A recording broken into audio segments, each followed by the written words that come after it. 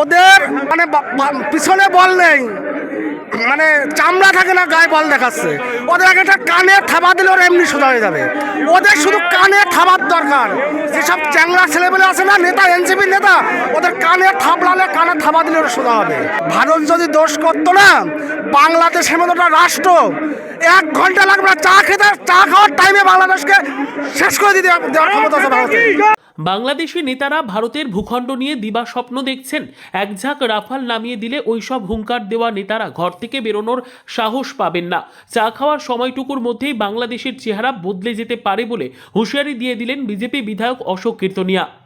এটা দেখুন, আজকে যেটা বাংলাদেশে যে ঘটনা ঘটানো হচ্ছে, পূর্ব পরিকল্পিত জামাত ইসলামী এবং ইনুস দ্বারা পরিকল্পিতভাবে হচ্ছে।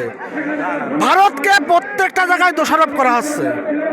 ভারত যদি দোষ করতো না, বাংলাদেশের মতো একটা রাষ্ট্র 1 ঘন্টা লাগবে না, চা খাওয়ার টাইমে বাংলাদেশকে শেষ করে দিতে দেওয়ার ক্ষমতা আছে ভারতের। আমার কথা কেন, পাকিস্তান তো ওদের বাপ ছিল, ওদের বাপের থেকে আমরা জন্ম দিয়েছি। পাকিস্তান ওদের মা ছিল। ভারত ওদের জন্ম দিয়েছে 1971 সালে। যে লাফালাফি করছে না, একটা রাফাল যদি ঘুরিয়ে দেওয়া হয় না উত্তর পূর্ব অঞ্চলে, এমনি দেখবেন ঘরে ঢুকে গেছে। 7 সিস্টার ক্ষমতা আছে, 7 সিস্টার। বললাম না, চা খেতে খেতে বাংলাদেশ দখল করে নিতে পারে ভারত। চা খাওয়ার টাইমে ভারত দখল করে নিতে পারে বাংলাদেশ। শুনে নিন, আপনারা বলে দিলাম, বাংলাদেশকে এই মেসেজটা দিয়ে দেবেন আপনারা। ওপার বাংলায় সনাতনীদের ওপর চলা ও দীপু দাসের মৃত্যুর প্রতিবাদে বুধবার উত্তপ্ত হয়ে উঠল পেট্রোপোল সীমান্ত সংলগ্ন এলাকা। বনগাঁ উত্তরের বিধায়ক অশোক কীর্তনিয়া এবং হরিণঘাটার বিধায়ক অসীম সরকারের নেতৃত্বে আয়োজিত এই প্রতিবাদ মিছিল থেকে বাংলাদেশের অন্তর্বর্তীকালীন সরকার ও সে দেশের চরমপন্থী নেতাদের প্রতি নজিরবিহীন হুঁশিয়ারি দেওয়া হলো। ভারতের 7 সিস্টার্স নিয়ে বাংলাদেশের কিছু নেতার সাম্প্রতিক বিতর্কিত মন্তব্যের প্রেক্ষিতে বনগাঁ উত্তরের বিজেপি বিধায়ক অশোক কীর্তনিয়া তীব্র আক্রমণ শানিয়েছেন। তিনি স্পষ্ট ভাষায় জানিয়ে দেন, পশ্চিমবঙ্গের বাঙালি হিন্দুরা ওপার বাংলায় নির্যাতিত হিন্দুদের পাশে শক্ত হয়ে দাঁড়িয়ে আছে। অশোক কীর্তনিয়ার সুরে সুর মিলিয়ে আরেক বিজেপি বিধায়ক অসীম সরকার সরাসরি সামরিক হস্তক্ষেপের দাবি তোলেন। তিনি বলেন, প্রয়োজনে বাংলাদেশে সার্জিক্যাল স্ট্রাইক করা উচিত। উগ্রবাদীদের উচিত শিক্ষা দিতে বাংলাদেশকে ভারতের অঙ্গ হিসেবে অন্তর্ভুক্ত করে নেওয়া দরকার। আর যারা চরমপন্থী তাদের সরাসরি পাকিস্তানে পাঠিয়ে দেওয়া হোক।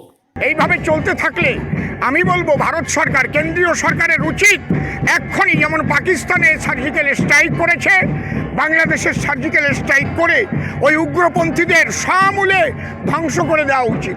প্রয়োজনে বাংলাদেশকে ভারতের সঙ্গে নিয়ে ওখানকার উগ্রপন্থীদের একদম পাকিস্তানে পাঠিয়ে দেওয়া উচিত বলে আমি মনে করি।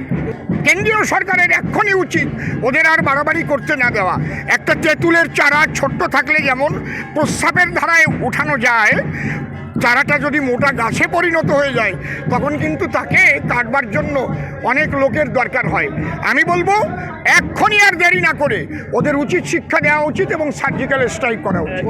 বিজেপির এই সনাতনী ঐক্য মঞ্চের কর্মসূচিকে কেন্দ্র করে পেট্রোপোল সীমান্তে নিরাপত্তা ছিল তুঙ্গে। অপ্রীতিকর ঘটনা রুখতে সীমান্তে বাড়তি বিএসএফ জওয়ান মোতায়েন করা হয়। এছাড়াও রাজ্য পুলিশের স্পেশাল ফোর্স দিয়ে মুড়ে ফেলা হয়েছিল জয়ন্তীপুর বাজার থেকে সীমান্ত পর্যন্ত এলাকা। জয়ন্তীপুর বাজার থেকে শুরু হওয়া এই প্রতিবাদ মিছিলটি পেট্রোপোল সীমান্তে গিয়ে শেষ হয়। রাজনৈতিক মহলের মতে বিজেপি বিধায়কদের এই কড়া দাওয়াই সীমান্ত রাজনীতির পারদকে এক ধাক্কায় অনেকটা বাড়িয়ে দিল। Bureau report, digital news Bangla.